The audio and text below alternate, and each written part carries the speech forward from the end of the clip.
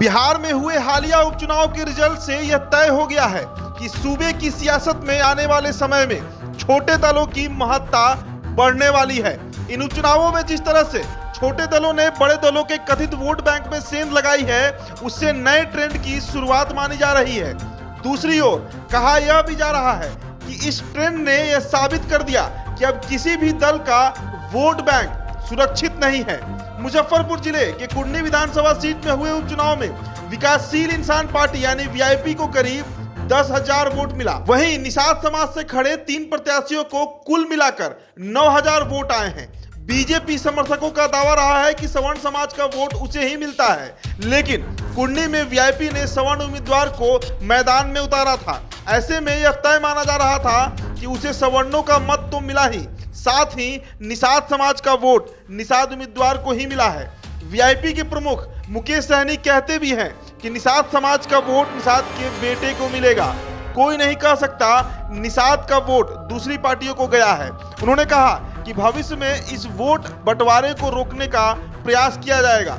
उन्होंने हालांकि यह भी कहा कि सभी समाज का वोट उनकी पार्टी को मिला है। कांग्रेस विधायक दल के नेता अजीत शर्मा ने तो यहां तक कहा कि वीआईपी के प्रमुख मुकेश सहनी ने व्यक्तिगत और वोट की राजनीति के तहत कुर्नी में अपना प्रत्याशी उतारा। इस उपचुनाव में उनकी व्यक्तिगत राजनीति का नुकसान महागठबंधन को उठाना पड़ा है। कुर्नी में बीजेपी के केदार प्रसाद गुप्ता ने जदयू के प्रत्याशी मनोज सिंह कुशवाहा को 3632 मतों से पराजित किया है। इधर देखें तो इस चुनाव में एआईएमआईएम के प्रत्याशी गुलाम मुर्तजा को 3202 वोट मिले हैं। माना जाता है कि यह वोट महागठबंधन को मिलता तो यह तय था। आरजेडी को इससे पहले बड़ा झटका गोपालगंज उपचुनाव में लग चुका है। यहां भी एआईएमआईएम ने उसके वोट बैंक में सेंध लगाई थी।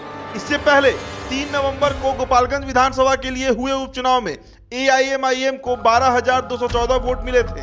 वहीं गोपालगंज में बीजेपी उम्मीदवार ने 1794 मतों के अंतर से आरजेडी के प्रत्याशी को हराया था। बिहार विधानसभा चुनाव 2020 में एलजेपी ने ज्यादातर सीटों पर अपने उम्मीदवारों को उतारा था, जिससे जदयू को भारी नुकसान उठाना पड़ा था। कहा जाता है इसी कारण जदयू बिहार में तीसरे नंबर की पार्टी बनकर रह गई थी।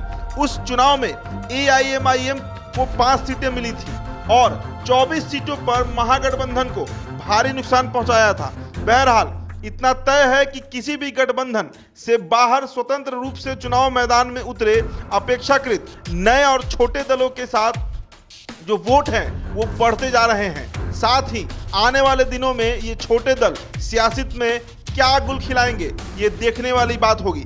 लेकिन बीते 2 सालों से यह बात बिल्कुल साफ होते जा रही है कि अब बिहार में कोई भी ऐसी पार्टी नहीं है जो अपने कैडर वोट यानी जिसे हम उनका परंपरागत वोटर कहते हैं उस पर पूरी तरीके से दावा ठोक सकती है।